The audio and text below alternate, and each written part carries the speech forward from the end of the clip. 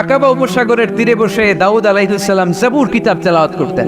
ওনার কণ্ঠের সুরের ঝংকার এত মধুর ছিল, সাগরের মাছগুলো প্রতি শনিবারে উনি আকাবা উপসাগরের পাশে যখন জাবুরের কিতাব তেলাওয়াত করতেন, সাগরের মাছগুলো সাগর রেখে দিয়ে ডাঙায় চলে আসতো।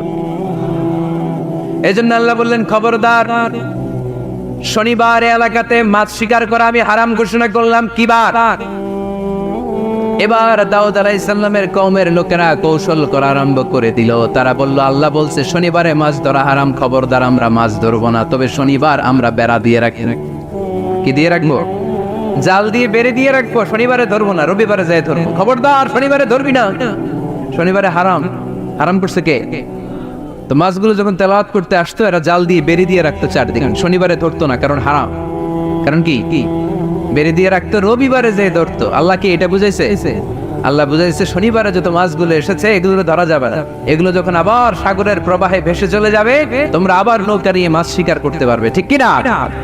ওরা কৌশল করে রবিবারে শনিবারে আটকে রাখতো, এরকম বেরি দিয়ে জাল দিয়ে রবিবারে যে ধরতো। আল্লাহ বললেন, আও নালা আলাহুম কামা লাআন্না আসহাবাস সাফ কুনু কিরাদাতান খাসিইন। আমার সাথে কৌশল করেছিস, তোদের উপর আমার না, তোরা অভিশপ্ত বানর হয়ে যা। মুহূর্তে পুরো জাতিটাকে বানরে রূপান্তরিত করে দিল কে? এজন্য খবরদার, আল হাইলাতু বিল হারামে হারাম, হারাম খাওয়ার জন্য যে কৌশল করি এটাকেও হারাম ঘোষণা দিয়েছে কে? তো আমরা যেন কঠিন না করি। হালাল হারামের প্রথম মূলনীতি হচ্ছে basically everything in this world is হালাল। এই পৃথিবীতে যা আছে সবই হালাল। সব কি? সব হালাল, সব হালাল, সবই হালাল, অল্প কিছু হারাম। সুবহানাল্লাহ পড়ে। যদি এমন হইতো এই পৃথিবীতে যা আছে সবই হারাম, অল্প কিছু হালাল, খুব ভালো হইতো, তাই না? সুবিধা হইতো আমাদের। তা আমাদের সুবিধা করে দিলেন কে? সুবহানাল্লাহ পড়বেন না? বেসিকলি এভরিথিং ইজ হালাল, পৃথিবীর সব কিছু হালাল। আপনারা যদি কেউ কিছু বলে যে এটা কি হালাল না হারাম, আপনি হুট করে বলবেন আগেই বলবো হালাল। যদি হারামের দলিল পাওয়া যায় তখন বলবো হারাম। ঠিক কিনা? আমাকে যদি বলেন এটা হালাল না হারাম, আমি যদি বলি হালাল, আপনি যদি বলেন দলিল দেন, এটা আপনি ভুল বলবেন। কারণ কোনো কিছু হালাল করতে হলে দলিল লাগে না। কোনো কিছুকে হালাল বলে সাব্যস্ত করতে দলিল লাগে না। হারাম বলে যদি সাব্যস্ত করতে চান তখন দলিল লাগবে, তাও তেনা পেছানো দলিল দিয়ে হবে না, যেন তেন দলিল দিয়ে হবে, অকাট্য দলিল। এটাকে বলে আল আদিল্লা আল কাতঈয়া। অকাট্য দলিল লাগে কোনো জিনিসকে হারাম সাব্যস্ত করতে হলে। তাহলে এই যে আমাদের জন্য আল্লাহ সহজ করে দিলেন, সব কিছু বেসিকলি হালাল, যতক্ষণ না এটা হারাম হওয়ার ব্যাপারে দলিল পাওয়া যায়। এজন্য হারাম হারাম জিকির না করে জিকিরটা চেঞ্জ করে করতে হবে হালাল হালাল। কথা বলেন ঠিক কিনা? জিকির দুই ধরনের আছে। জিকির কয় ধরনের? একটা জিকির হচ্ছে হারাম হারাম হারাম, একদলের কাছে সবই হারাম। একটা সময় এদেশের কিছু আলেম সমাজ ইংরেজিকে হারাম বলতো, ইংরেজি শিক্ষা করাকে কি বলতো? তো সময়ের বিবর্তনে এটা এখন হালাল। এখন এটা কি? হালাল। একটা সময়ে আলেম সমাজের কিছু অংশ রাজনীতি করাকে হারাম বলতো। কথা কি বুঝতেছেন? এখন এটা কি? হালাল হয়ে গেছে। ইসলামী ব্যাংকিং কে হারাম বলতো একটা সময়, যে না, কোনো ফিনান্সিয়াল ট্রানজাকশন এই সিস্টেমে ব্যাংকিং এটা ইসলামে জায়েজ না, এটা হারাম হারাম, কারণ ওদের জিকির কি? কথা কয় না? হারাম হারাম হচ্ছে এদের জিকির। একটা সময় ইসলামিক ব্যাংকিং হারাম ছিল, এখন এটা কি হয়ে গেছে? তার মানে এখনো অনেক কিছু এদের কাছে হারাম। সময়ের বিবর্তনে, কালের আবর্তনে এদের মুখ দিয়ে এগুলো একদিন হালাল হয়ে বের হবে। চিল্লায় বলেন ঠিক কি না? এজন্য এই পৃথিবীর সবকিছু মূলত হালাল, যতক্ষণ না হারাম হওয়ার ব্যাপারে দলিল না পাওয়া যায়। হারাম করতে হলে দলিল লাগে, হালাল বানানোর জন্য দলিল লাগে না। আবার যেন তেন কোনো দলিল দিয়ে, ঠুনকো কোনো দলিল দিয়ে কোনো জিনিসকে হারাম করা যায় না। হারাম করতে হলে অকাট্য দলিলের প্রয়োজন হয়। কথা বুঝতে পেরেছেন? প্রথম মূলনীতি ক্লিয়ার সবার কাছে? আল্লাহর হাবিব সাল্লাল্লাহু আলাইহি ওয়াসাল্লাম বলতেন, হালাকাল মুতানাত্তিউন, যারা মুতানাত্তিউন তাদের ধ্বংস, তাদের উপর আল্লাহ লানত। সাহাবারা বললেন, ইয়া রাসূলুল্লাহ, ইয়া হাবিবাল্লাহ, মান হুমুল মুতানাত্তিউন? মুতানাত্তিউন কারা যাদের উপর আপনি লানত দিলেন, যাদের ধ্বংসের কথা বললেন? বিশ্বনবী বললেন, আল্লাহর দেয়া হালাল বিষয়কে যারা সমাজের মধ্যে হারাম বলে প্রচার করে তারাই হলো সমাজের মুতানাত্তিউন। নাউজুবিল্লাহ পড়েন। قل من حرم زينة الله التي أخرج لعباده والطيبات من الرزق এজন্য আল্লাহ ডেকে বললেন, খবরদার, কে আছে সমাজের মধ্যে আমার দেয়া হালাল সাজসজ্জাগুলোকে, পবিত্র জিনিসগুলোকে হারাম বলে ফতুয়া তুলে, তাদের উপর আমার লানত। খবরদার, আল্লাহ যেটাকে হালাল বলছে এটাকে হারাম বলার স্পর্ধা দেখাবেন না। এটাকে হারাম বলা যাবে? তাহলে প্রথম মূলনীতি কি সবাই বুঝতে পারছেন? বুঝতে পেরেছেন? এই দুনিয়াতে বেসিকলি সবকিছু কি? আওয়াজ করে বলেন। আর হালাল প্রমাণ করতে দলিল লাগে। কি প্রমাণ করতে দলিল লাগে? হারাম। এজন্য আমাদের জিকিরটা একটু চেঞ্জ করে দিব। আমরা হারাম হারাম না বলে কি বলবো? হালাল হালাল। যখনই দলিল পাবো তখন জিকির শুরু করবো হারাম। কথা বোঝে নাই বোধহয়? দলিল পাওয়ার আগ পর্যন্ত সব কি? আরো জোরে বলেন। দলিল পাওয়ার পরে সেটা হয়ে যাবে হারাম। প্রথম মূলনীতি ক্লিয়ার? সবার কাছে ক্লিয়ার? কষ্ট হইতেছে? শেষ করে দিব, আরো কয়েক মিনিট শুনবেন? আচ্ছা, দ্বিতীয় মূলনীতি হচ্ছে হালাল হচ্ছে আনলিমিটেড। হালাল কি? কথা বলেন। আনলিমিটেড। আর হারাম হচ্ছে লিমিটেড। হারাম হচ্ছে সসীম, হালাল হচ্ছে অসীম। হালাল গুণে শেষ করা যায় কিন্তু হারাম গুণে শেষ করা যায়। সুবহানাল্লাহ পড়তে পারলেন না? যদি এমন হইতো হারাম আনলিমিটেড, সবই হারাম, আর হালাল হচ্ছে লিমিটেড, হালাল গুণা যায়, এমন যদি হইতো আমাদের জন্য কঠিন হয়ে যেত না? আমাদের জন্য এটাকে সহজ করে দিলেন কে? দেখেন, কোরআনে যত জায়গায় আল্লাহ হালালের ঘোষণা দিয়েছেন, আল্লাহ ব্যাপকভাবে দিয়েছেন। আল্লাহ বলেছেন, উহিল্লা লাকুম বাহিমাতুল আনআম, এই পৃথিবীতে যত গবাদি পশু আছে সব খাওয়া হালাল, ইল্লা মা ইউতলা আলাইকুম, তবে হাতে গোনা অল্প কয়েকটা ছাড়া, যেগুলো এখনই তোমাদেরকে তেলাওয়াত করে শোনানো হবে। পড়েন সুবহানাল্লাহ। আবার আল্লাহ বললেন, উহিল্লা লাকুম সাইদুল বাহরি ওয়া তাআমু, সাগরের মধ্যে যত প্রাণী পাওয়া যায়, মাছ পাওয়া যায়, কাঁকড়া পাওয়া যায়, সব খাওয়াকে হালাল করে দিলেন কে? সাগরে যত ধরনের প্রাণী আছে, কাঁকড়া বলেন, তিমি বলেন, যা বলেন, সব হালাল, হাতে গোনা অল্প কয়েকটা ছাড়া। সুবহানাল্লাহ পড়ে। তার মানে যখনই আল্লাহ তাআলা হালালের ঘোষণা দেন, আল্লাহ তাআলা এটাকে ব্যাপকভাবে ঘোষণা দেন। আর যখনই আল্লাহ হারামের ঘোষণা দেন কোরআনের ভেতরে, তখন আল্লাহ গুনে গুনে দেন। কিভাবে দেন? حرمت عليكم الميتة والدم ولحم الخنزير وما أهل لغير الله به والمنخنقة والموقوذة والمتردية والنطيحة। গুনে গুনে দিয়েছেন। সুবহানাল্লাহ পড়ে। যখন আল্লাহ বললেন হালাল, তখন বললেন চার পাওয়ালা যত জন্তু আছে হালাল, অল্প কয়েকটা ছাড়া। যখন ঘোষণা দিলেন হালালের, আল্লাহ বললেন সাগরের ভেতরে যত প্রাণী পাওয়া যায় সব খাওয়া হালাল, অল্প কয়েকটা ছাড়া। কিন্তু হারামের ঘোষণা যখন আল্লাহ কোরআনে দিলেন, তখন ব্যাপকভাবে দেয় নাই, গুনে গুনে দিয়েছেন। রক্ত খাওয়া হারাম, মরা প্রাণী খাওয়া হারাম, শুকর খাওয়া হারাম, আল্লাহর নাম ছাড়া অন্য কোনো নামে বলি দেওয়া হয়েছে এরকম প্রাণী খাওয়া হারাম, সিংহের গুতা খেয়ে কোনো প্রাণী মারা গেছে ওইটা হারাম। এরকম গুনে গুনে অল্প কয়েকটা হারাম, বাকি সব কিছুকে আমাদের জন্য হালাল করে দিয়েছে কে? আবার যদি আল্লাহ জিজ্ঞেস করে, আল্লাহ কাদেরকে বিয়ে করতে পারবো? আল্লাহ বলবে সবাইরে বিয়ে করবি। বাংলাদেশের নারীরা বিয়ে করা হালাল, পাকিস্তানের মেয়েদেরকে বিয়ে করা হালাল, সৌদি আরবের নারীদেরকে বিয়ে করা হালাল, এই বাংলাদেশের সিলেটের মেয়েদেরকে বিয়ে করা হালাল, ঢাকার মেয়েদেরকে বিয়ে করা হালাল, চট্টগ্রামের মেয়েদেরকে বিয়ে করা হালাল। হালালের কোনো শেষ নাই। সুবহানাল্লাহ পড়েন। কিন্তু যখন জিজ্ঞেস করলাম তাহলে কাকে কাকে বিয়ে করা হারাম, তখনই আল্লাহ গুনে গুনে 14 জনের নাম বলে দিলেন। পড়েন সুবহানাল্লাহ।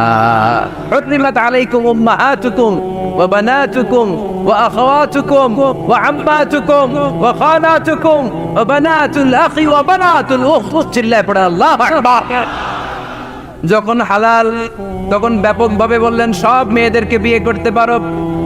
মুসলিম যত নারী হয়, বাংলাদেশের হোক, পাকিস্তানের হোক, ইন্ডিয়ার হোক, গোটা বিশ্বের যে কোনো জায়গার মুসলিম নারী হলেই সেটা হালাল। কিন্তু হারাম কোনটা যখন জিজ্ঞেস করলাম, গুনে গুনে বললেন মাকে বিয়ে করা হারাম, নিজের কন্যাকে বিয়ে করা হারাম, বোনকে বিয়ে করা হারাম, ফুফিকে বিয়ে করা হারাম, খালাকে বিয়ে করা হারাম, ভাতিজিকে বিয়ে করা হারাম, নিজের ভাগ্নিকে বিয়ে করা হারাম। সুবহানাল্লাহ পড়বেন না? তাহলে সহজ না কঠিন? চিল্লায় বলেন। কি সহজ ইসলাম, কত সহজ। দাঁড়িয়ে নামাজ পড়া ফরজ, দাঁড়াতে পারতেছেন না, বসে পড়লেও কবুল করবে কে? ওযু করে নামাজ পড়া কি? পানি নাই, তায়াম নাই করে নামাজ পড়লে কবুল করবে কে? বিয়েতে মোহরানা দেওয়া কি? মোহরানা নাই। এক সাহাবী বললেন, ইয়া রাসূলুল্লাহ বিয়ে করব, মোহরানা আছে? না। কি আছে? কিচ্ছু নাই। তো কিচ্ছু না থাকলে বিয়ে করবো কেন? মোহরানা দেওয়া লাগবে না? কোরআন পারো? পারি। কয়টা সূরা? এতটা সূরা। এক নারীকে জিজ্ঞেস করলেন কোরআন পারো? বলে না, পারি। আল্লাহর হাবিব সাল্লাল্লাহু আলাইহি ওয়াসাল্লাম দুইজনকে বিয়ে পড়ায় দিলেন। আর নারীকে বললেন, মা তুমি কোরআন পারো না, কিন্তু তোমার স্বামী কোরআন পারে। তোমার স্বামী টাকা দিয়ে পয়সা দিয়ে তোমাকে মোহরণা দিবে, সামর্থ্য তার নাই। সে প্রতিদিন তোমার একটু একটু করে কোরআন শিখাই দিবে। এটাই সাইয়েদনা আদমের সামনে অনেকগুলো রুহু রাখা হয়। সাইয়েদনা আদম বললেন, এরা কারা? আল্লাহ বললেন, এরা হচ্ছে নাসালুক, তোমার বংশধর, পৃথিবীতে তোমার পর এরা পৃথিবীতে আসবে। সাইয়েদনা আদম বললেন, আল্লাহ ওই যে একটা রুহু দেখা যায়, এটার নাম কি?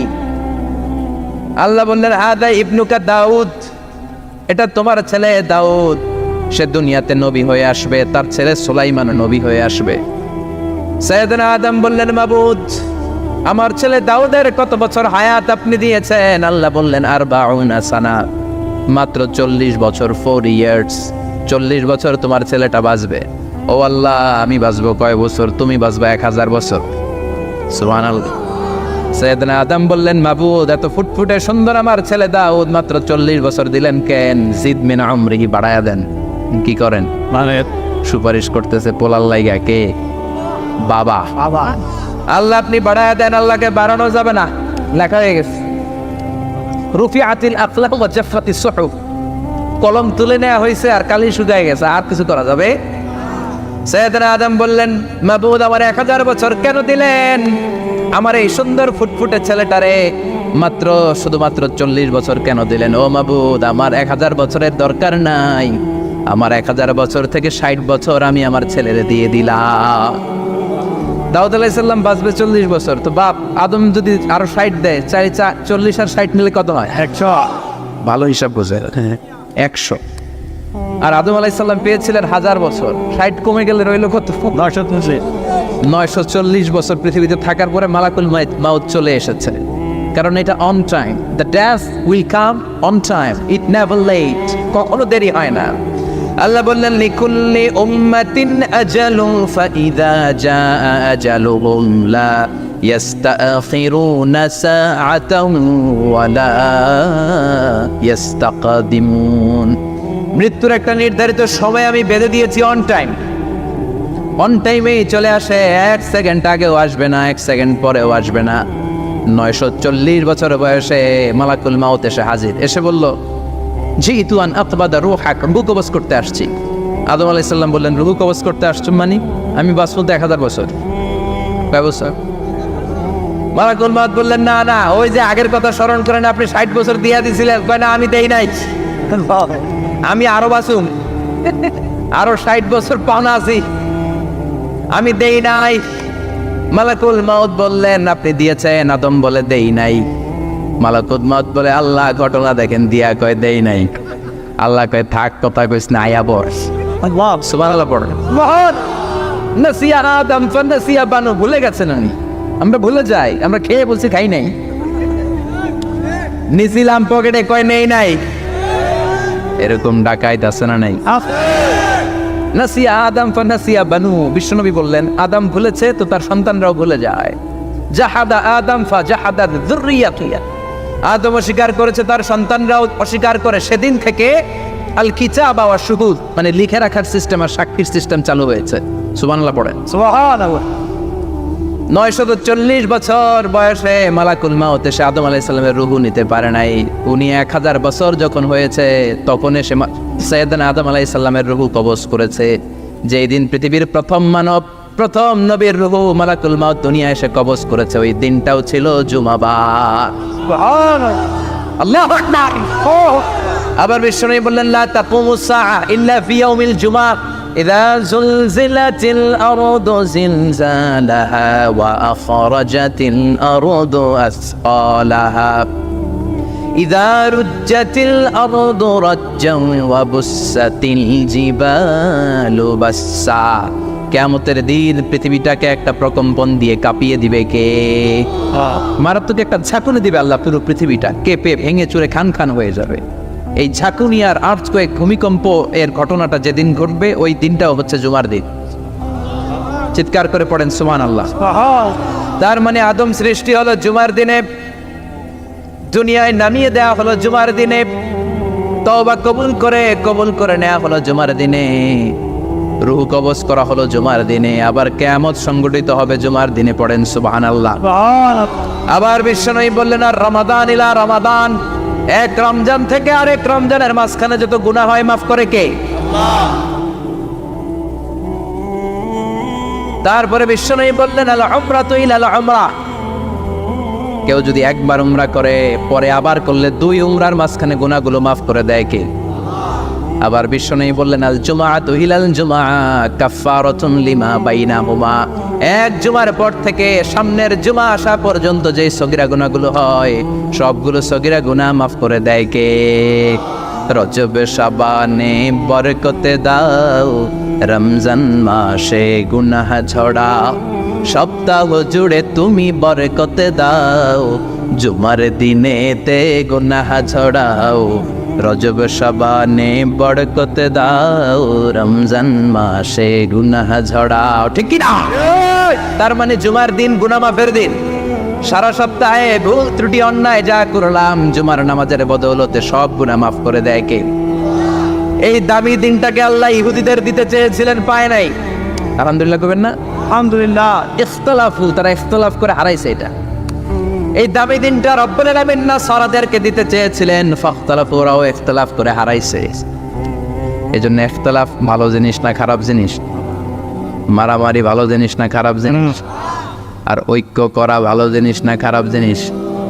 ঐক্য করতে রাজি আছেন? ইহুদিদেরকে আল্লাহ দিতে চাইলেন, ইখতিলাফ করে হারাইছে। নাসারারাও হারাইছে। ফাজা আল্লাহু বিনা ফাহাদানা বিহাদা দ্বীন, রব্বুল আলামিন এই দিনটা আমাদেরকে দিলেন, আমরা ইখতিলাফ করি নাই, বিশ্বনবীর হাতে হাত রেখে ঐক্য করে ঘোষণা দিয়েছি জুমার দিন আমাদের সাপ্তাহিক দিন। সুবহানাল্লাহ। বিশ্বনবী বলেন, ফাগাদান লিল ইয়াহুদ, সাপ্তাহিক আনন্দের দিন ইহুদিদের জন্য হচ্ছে শনিবার, ইয়াউমুস সাbt, ও বা'দা গাদ লিন নাসারা, আর খ্রিস্টানদের জন্য হচ্ছে রবিবার, আর আমাদের জন্য হচ্ছে শুক্রবার। চিল্লায় পড়েন আল্লাহু আকবার। তার মানে জুমার দিন, জুমাবারের মর্যাদা বেশি না কম? চিল্লায় বলেন বেশি না কম? জুমার দিন সকালবেলা ফজরের নামাজের পর থেকে ফেরেশতারা যতগুলো মসজিদে জুমা অনুষ্ঠিত হয় ওই মসজিদে ঢোকার প্রতিটা দরজার মধ্যে দাঁড়িয়ে থাকে। কারা কারা আগে আগে জুমার নামাজ পড়ার জন্য মসজিদে যায়, প্রত্যেকের নামগুলো একটা জান্নাতের রেজিস্ট্রি খাতার মধ্যে তুলে নেয়। এই নামগুলো স্পেশালি আল্লাহর কাছে পাঠানোর জন্য। সুবহানাল্লাহ কইবেন না? ডানে বাঁয়ে সামনে পেছনে যতগুলো দরজা, প্রতিটা দরজায় ফেরেশতারা বসে থাকে। কে আগে আসলো নাম তুলে দেয়। তুলতে তুলতে তুলতে তুলতে খতিব সাহেব যখন খুতবা দেওয়ার জন্য মিম্বারে যেয়ে বসে যায়, ফেরেশতারা তাদের খাতা বন্ধ করে তারাও খতিব সাহেবের সামনে জুমার খুতবা শোনার জন্য বসে যায়। পড়েন সুবহানাল্লাহ। প্রথম জুমার দিন জুমার মসজিদে যে ঢুকবে, বিশ্বনবী বললেন, আল্লাহর রাস্তায় একটা উট কুরবানি দিলে যেই সওয়াব, এই সওয়াব আল্লাহ আমলনামায় দিয়ে দেয়। দ্বিতীয় পর্যায়ে যে ঢুকে, বিশ্বনবী বললেন বাকারা, গরু কুরবানির সওয়াব পায়। 3 নম্বরে যে ঢুকবে, বিশ্বনবী বললেন কাবসা, হাদিসের ভাষায় এসেছে আল কাবাস, কাবাস মানে হলো বকরি, বকরি কুরবানির সওয়াব। 4 নম্বরে যে ঢুকবে তার হচ্ছে দাজাজা, দাজাজা মানে মুরগি। 5 নম্বরে যে ঢুকবে, বিশ্বনবী বললেন বাইদা, নোয়াখালীরা কয় বয়দা, আমরা কই আন্ডা, কুমিল্লায় কই ডিম। আছে না নাই? আছে। এক দেশের কত ভাষা, এক দেশের গালি আরেক দেশের বলি। আমরা বলি ছেলে, কুষ্টিয়ায় বলে পুত্র, আরেক জায়গায় গেলে বলে হুত, আরেক জায়গায় গেলে বলে ফোয়া। আছে না নাই? আছে। এক এলাকায় বলে বেটা ছেলে, ছেলেদেরকে বেটা ছেলে, মরদ ফোয়া, মরদ ফোয়া হইতে না, মরদ ফোয়া হবে। আহা, কি ভাষার বৈশিষ্ট্য। তো যেটাতে আমরা বলি ডিম, কোথাও বলে আন্ডা, কোথাও বলে বয়দা। তো এই বয়দা আল্লাহর রাস্তায় দান করে দিলে যেই সওয়াব, পঞ্চম ব্যক্তি ওই সওয়াব পাবে। এই 5 জনের পরে আর লেখালেখি নাই, বাকিদেরটা নর্মাল এন্ট্রি করে সব ফেরেশতারা খুতবা শোনার জন্য বসে যায়। সুবহানাল্লাহ। তো জুমার দিনে আগে আগে যাবেন তো। সুনানে তিরমিজি আর মুস্তাদরাকে হাকিম, মুসনাদে আহমদ ইবনে হাম্বলের হাদিস, আল্লাহ যখন পৃথিবী বানালেন, এই পৃথিবীটা ঘোরার পাশাপাশি কাঁপাকাঁপি শুরু করে দিল। এই পৃথিবীর কাঁপাকাঁপি বন্ধ করার জন্য রব্বুল আলামিন পৃথিবীর মধ্যে পাহাড় গেড়ে দিলে। 7টা tectonic plate, 7 tectonic plates creates the mountain range না। 7টা টেকটনিক প্লেট আল্লাহ দিলেন। পৃথিবী সৃষ্টি করার পরে পৃথিবী কাঁপে, আল্লাহ পাথর দিয়ে পেরেক মারলেন, পৃথিবী আর কাঁপে না। সুবহানাল্লাহ কর। ফেরেশতারা দেখে তো অবাক। ফেরেশতারা বলে, আল্লাহ পাহাড়ের এত শক্তি, পাহাড় কেটে দিলেন, পৃথিবীতে আর পৃথিবী কাঁপে না। আল মিন খালকিকা আশাদ্দু মিনাল জিবাল, আল্লাহ আপনার সৃষ্টির মধ্যে পাহাড়ের চেয়ে শক্তিশালী কি কিছু আছে? আল্লাহ বললেন নাআম, আছে। আল হাদিদ, লোহা। লোহা পাহাড়ের চেয়ে শক্তিশালী, কারণ লোহা পাহাড়ে মারলে পাহাড় ভেঙে যায়, ঠিক কিনা? ফেরেশতারা আরো অবাক, লোহা এত শক্তিশালী? আল মিন খালকিকা আশাদ্দু মিনাল হাদিদ, আল্লাহ তাহলে লোহার চেয়ে শক্তিশালী মনে হয় কিছু নাই, আছে? আল্লাহ বললেন নাআম, আছে। আন-নার, আগুন, কারণ আগুনের মধ্যে লোহা ফেলে দিলে লোহা গলে যায়, ঠিক কিনা? ফেরেশতারা তো আরো অবাক, ফেরেশতারা বলে তাই নাকি? আগুন এত শক্তিশালী, তো হাল মিন খালকিকা আশাদ্দু মিনান নার, আল্লাহ আপনার সৃষ্টিতে আগুনের চেয়ে শক্তিশালী কিছু আছে? আল্লাহ বলে আছে।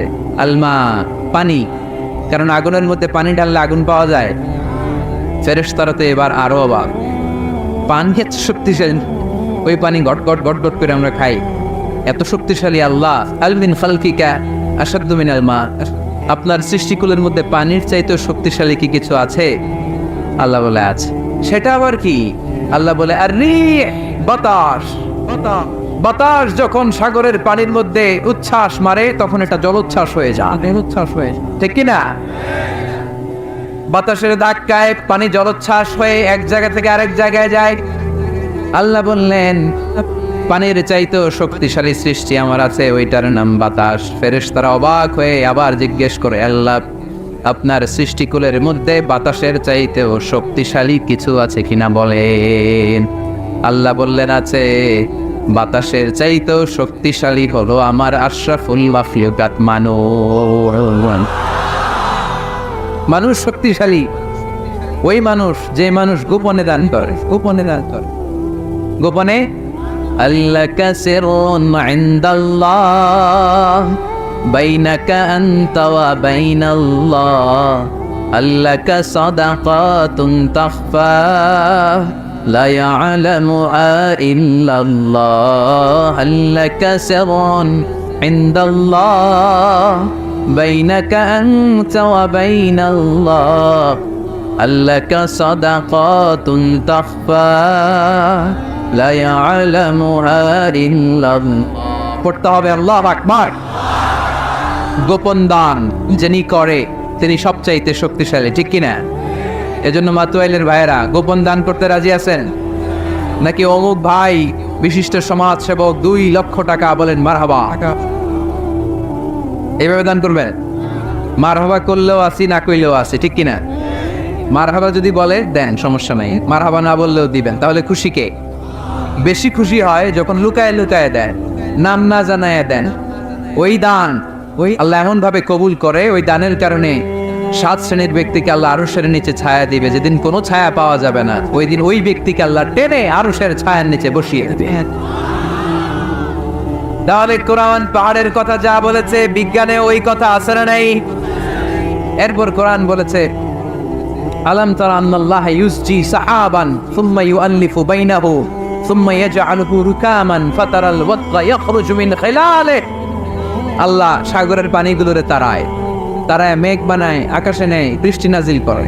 এটাকে বলে সায়েন্স, এটার নাম দিয়েছে ওয়াটার সাইকেল বা হাইড্রোলজিক্যাল সাইকেল।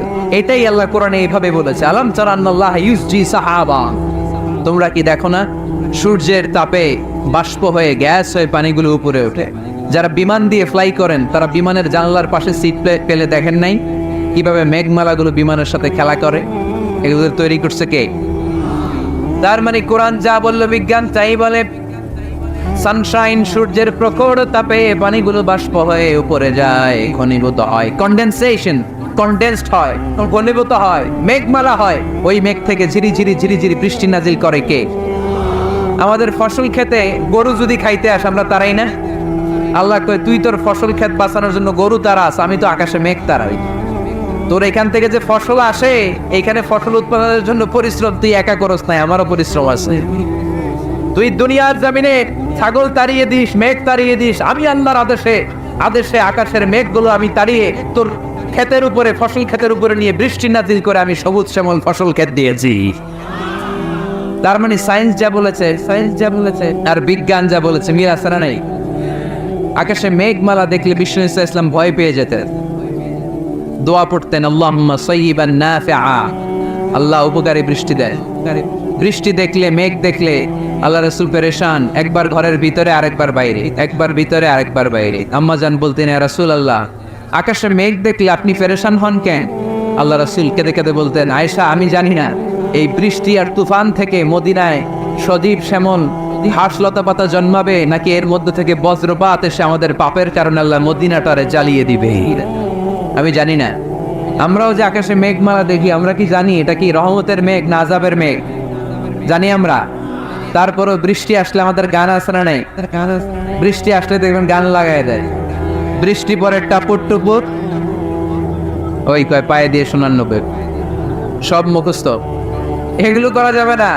বৃষ্টি দেখলে দোয়া পড়তে হবে, আল্লাহুম্মা সাইয়িবান নাফিআ, আল্লাহুম্মা আসকিনা গাইসান মুগীসান মারিআন নাফিআন গায়রা দার আজিলান গায়রা আজিল। আল্লাহ এই মেঘমালা থেকে এমন বৃষ্টি দাও যে বৃষ্টি আমাদের জন্য কল্যাণকর, যে বৃষ্টিতে ঘাসলতা পাতা জন্মায়, যে বৃষ্টিতে আমাদের গবাদি পশুর জন্য রিজিক থাকে।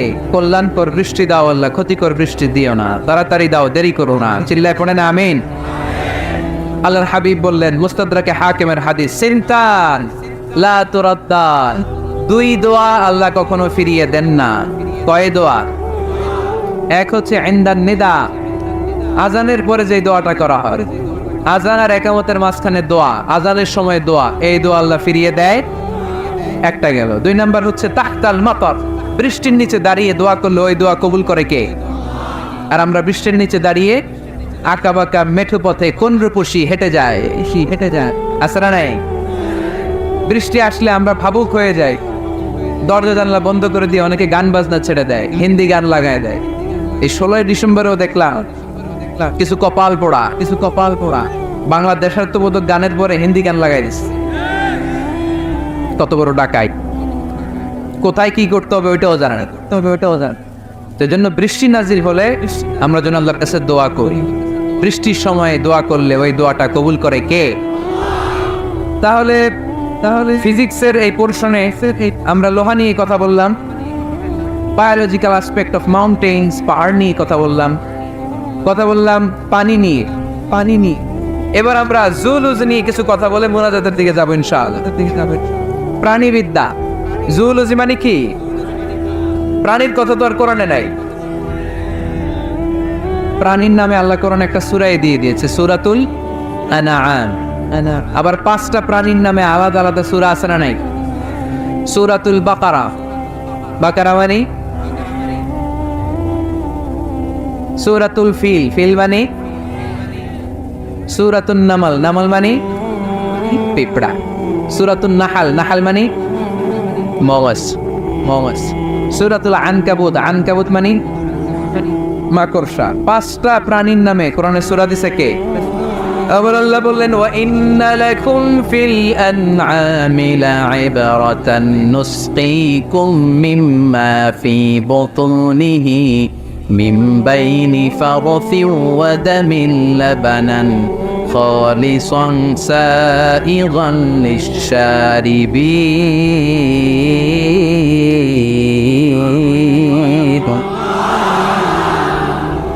প্রাণীর পেটের ভেতর থেকে আমি তোমাদের জন্য একটা লিকুইড পদার্থ বের করি মিমবাইনি ফারসি ওয়া দামিন লাবানা। এই লিকুইড পানিটা গোবর আর রক্তের মাঝখান দিয়ে আমি বের করি, কিন্তু এই পানিটার মধ্যে গোবরও মিশে না, রক্ত মিশে না। সুবহানাল্লাহ। লাবানান খালিসান, এটার নাম ফ্রেশ মিল্ক, এটার নাম সাইগান লিশ-শারিবিন, খেতে খুব সুস্বাদু। সুবহানাল্লাহ পড়ে। মাতোয়াইলে গরু গাভী পালেন নাকি আপনারা? কারা কারা পালেন দেখি? ছাগল পালেন কারা কারা? মা বা'আসাল্লাহু নাবিয়্যান ইল্লা রা'আল গানাম। এই দুনিয়ায় এমন কোন নবী নাই যে নবী ছাগল চড়ায় নাই। ছাগল চড়ানো নবীর সুন্নাত। সুবহানাল্লাহ কইলেন না? তাহলে মেকানিজমটা দেখেন, what a brilliant mechanism of discharging milk from animal's body. Allah বললেন মিমবাইনি ফারসিউ ওয়া দামিল লাবানা। ফার্স মানে গোবর, ফার্স মানে দাম মানে রক্ত, দাম মানে, তাহলে গরুর পেটের এক লাইনে থাকে গোবর, এক লাইনে, আরেক লাইনে রক্ত। গোবরও না পাক, রক্ত, গোবর খাওয়া হারাম, রক্ত খাওয়া, দুই হারামের মাঝখান থেকে, দুই পচা জিনিসের মাঝখান থেকে, দুই বিদঘুটে জিনিসের মাঝখান থেকে দুধ আমাদের জন্য বের করে দেয় কে? মেকানিজমটা দেখছেন? মিমবাইনি ফারসি ওয়া জামিল লাবানা, একদিকে গোবর একদিকে রক্ত, মাঝখান দিয়ে স্বচ্ছ দুধ, সুবহানাল্লাহ পড়ে। এই দুধ এমন একটা খাবার, এটা খেয়ে হজম করতে পারলে আজীবন বেঁচে যাবে। নিউট্রিশনের যে ইনগ্রিডিয়েন্টস আছে 6টা, পুষ্টি উপাদান 6টাই আছে দুধে। এজন্য আল্লাহ রাসূল সাল্লাল্লাহু আলাইহি ওয়াসাল্লাম দুধ বড্ড পছন্দ করতেন, আর বলতেন আলাইকুম বি আলবানিল বাকার, তোমরা গরুর দুধ খেও, ফাইন্নাহা তুরাম্মু মিনাল আশজার, কেননা গরুর দুধ এটা ঘাস লতা পাতার নির্যাস। গরু কি খায়? ফাস্ট ফুড খায় না? গরু বার্গার খায় না? ফ্রেঞ্চ ফ্রাইজ খায় না? টিক্কা খায় না? চিকেন কাবাব? গরু কি খায়? এই ঘাস খাবে, মানে শাকসবজি খাবেন। গরু ঘাস খায়, এজন্য গরুর পেট থেকে দুধ বের করে দেয় কে? আলাইকুম বিআলবানিল বাকার, তোমরা গরুর দুধ খেও। কত বড় ডাক্তার ছিলেন বিশ্বনবী মুহাম্মদ সাল্লাল্লাহু আহমদ, বড় বিশ্বস্ত, বিশ্বস্ত ডাক্তার। যেটা খাইতে বলছে ওটা খাইলে কোনো রোগ হবে? সে কোন বন্ধু বলো বেশি বিশ্বস্ত, সে কোন বন্ধু বলো বড় বিশ্বস্ত, কার কাছে মন খুলে দেয়া যায়, কার কাছে প্রাণ খুলে বলা যায়, হওয়া যায় অতি আশ্বস্ত, তার নাম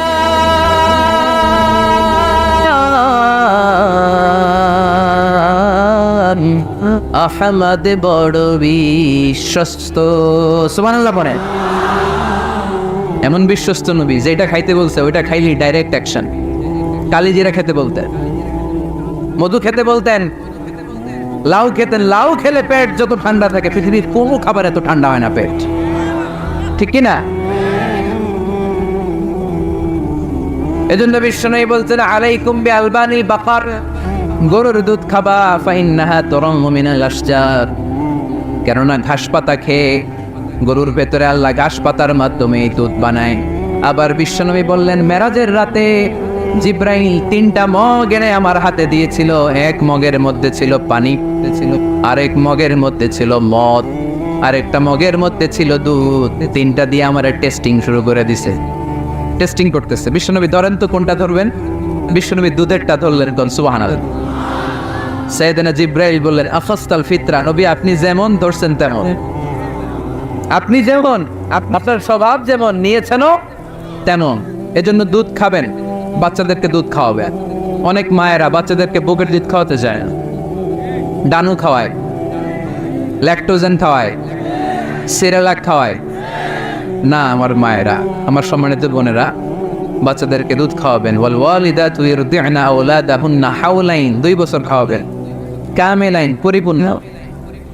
লিমান আরাদা ইউতিম্মার রাদাআ, কারণ মায়ের বুকের দুধের প্রথম যে দিক থেকে যে দুধটা বের হয় এটাকে বলে শাল দুধ। এই শাল দুধের মধ্যে অনেক ন্যাচারাল ভ্যাকসিন আছে। ডাক্তাররা বলেছে বাচ্চাদের ব্রেইন, হার্টটি শক্ত হওয়া, মেমোরি শার্প হওয়া, উদ্যম আর উজ্জীবিত হওয়ার জন্য, সজীব আচরণের হওয়ার জন্য মায়ের বুকের দুধটা খুবই জরুরি। এটা অবশ্যই খাওয়াবে। আর এই মায়ের বুকের দুধের ভেতরে আল্লাহ বাচ্চার জন্য প্রথম টিকাটা ফ্রি দিয়ে দিছে।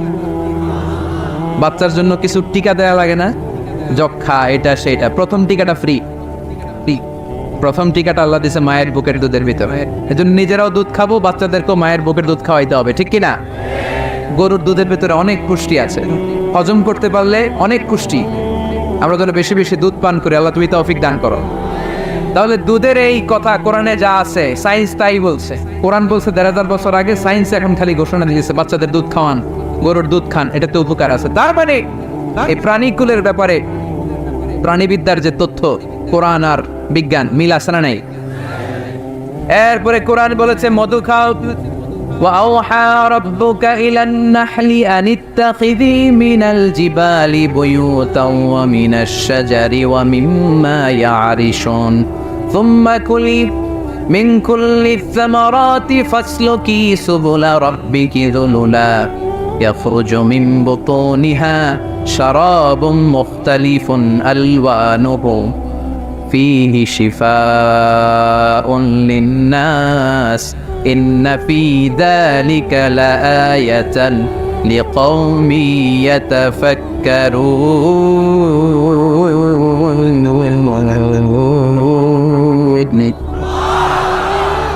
لقوم يتفكرون চিন্তাশীলদের জন্য এই মধুর মধ্যে আল্লাহ চিন্তা রেখে দিয়েছেন। আওহা রব্বুকা ইলান নাহল, আল্লাহ মধুরে মেসেজ পাঠাইছে। আমরা মোবাইলে কি পাঠাই? এই মেসেজ আমার মোবাইলে আসে, আমার বন্ধু আমারে পাঠাইলে আরেক জায়গায় যায়, শুধু আমিই জানবো। মৌমাছির আল্লাহ যেটা পাঠাইছে এটা মৌমাছি বুঝতে পেরেছে। আনিত্তাখিদি, আল্লাহ অর্ডার করার সময় নারী মৌমাছিকে বলেছে, এটা মুয়ান্নাসের সিগা। আপনারা যারা আরবি জানেন, আলেম ওলামা ইকরাম যারা এসেছেন তারা জানেন ইত্তাখিদ এটা মুযাক্কার, পুরুষের জন্য। ইত্তাখিদি মুয়ান্নাস, নারীদের জন্য। আল্লাহ মৌমাছিকে যখন বলেছেন মৌচাকের বাসা বাঁধো, তখন আল্লাহ পুরুষ মৌমাছিরে বলে নাই, বলছে নারী মৌমাছিকে। কোন মৌমাছিকে? কার্ল ভন ফ্রেশ নামে একজন অস্ট্রিয়ান বিজ্ঞানী, এই সায়েন্টিস্ট গবেষণা করে দেখেছে মৌচাকের বাসার মধ্যে পুরো মৌমাছির সব কার্যক্রমের প্রধান যে থাকে এটা পুরুষ মৌমাছি না, এটা নারী মৌমাছি। সুবহানাল্লাহ, এত আসতে। অস্ট্রিয়ান এই সায়েন্টিস্ট একটা বই লিখেছে, দ্য ডান্সিং বিজ, কিভাবে ফাসলুকি সুবুলা রব্বিকি দুলুলা, এইখানে মৌচাক, এইখানে মৌচাক, আর মধু আনতে যায় 5 মাইল দূরে। এরপরে আবার এই রাস্তাটা চিনে মৌমাছি যা আসে ওরে রাস্তা চিনায় দেয় কে? আল্লাহ সিক্রেট মেসেজ দিয়ে বললেন ইত্তাখিদি, ঘর বানাও, ঘর বানাও। আওহা রাব্বুকা ইলান নাহলি আন ইত্তাখিদি বাইতা, উপরে ঘর বানাও, মিনাল জিবালি বুয়ুতা, পাহাড়ে বানাও, গাছের মগ ডালে বানাও, যাতে পোলাপানরা ঢিল মারতে না পারে। ঢিল মারতে না, কাছাকাছি নিচু জায়গায় মৌচাকের বাসা হলে পোলাপানরা কি করে? মধ্যে ঘর জন্য ঢিল মারে না? ঢিল মারে। আল্লাহ দেখেন কিভাবে সিক্রেট মেসেজ দিল যে নিচে তুমি তোমার মৌচাকটা করো না, উপরে বানাও, উপরে। আর আমার দেখা পথ অনুযায়ী তুমি মধু নিয়ে আসো, এটাকে বলে ফ্লাওয়ার নেক্টার, পুষ্পরস। মধু এত ভালো কেন? এর কারণ মৌমাছি যখন পুষ্পরস বা ফ্লাওয়ার নেক্টার সে নিয়ে আসে, সে ফলের রস আনে, সে ফুলের রস আনে, সে বনাজি গাছ থেকে আনে, ঔষধি গাছ থেকে আনে, হার্বাল ট্রি থেকে আনে। এজন্য মধুর চেয়ে ঔষধি গুণ সম্পন্ন কোন ন্যাচারাল লিকুইড পানীয় পৃথিবীতে আবিষ্কার হয় না। চিল্লায় কোন সুবহানাল্লাহ। ফাসলুকি সুবুলা রব্বিকি যুলুলা, এগোতে থাকো, এগোতে থাকো।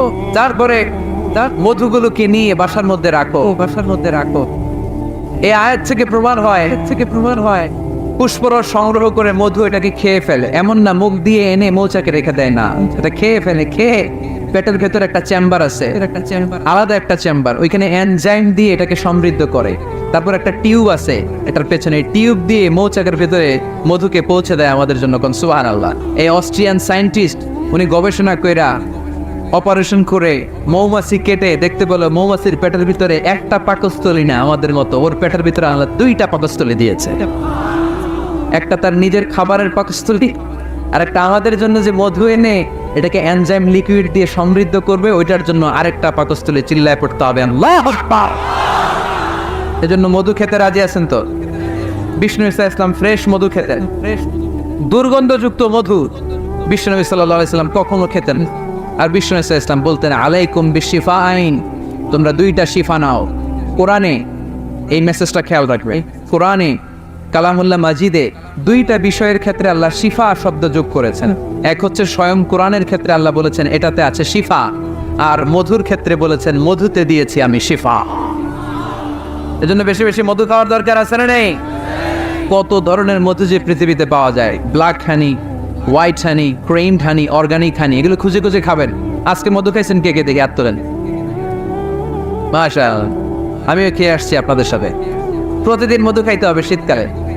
আজকে শীত পড়ছে না অনেক? মধু খেয়ে যদি আপনি কাজ শুরু করে দেন, শীত বাবাজি আপনার কাছে আসতে পারবে না। বিষ্ণু ইসলাম মধু খেতে আমাদেরকে উৎসাহিত করেছেন। তার মানে এমন বিশ্বস্ত নবী আমার, যেটা খেতে বলেছেন এটা খেলে আমাদেরকে সুস্বাস্থ্য দান করবে কে?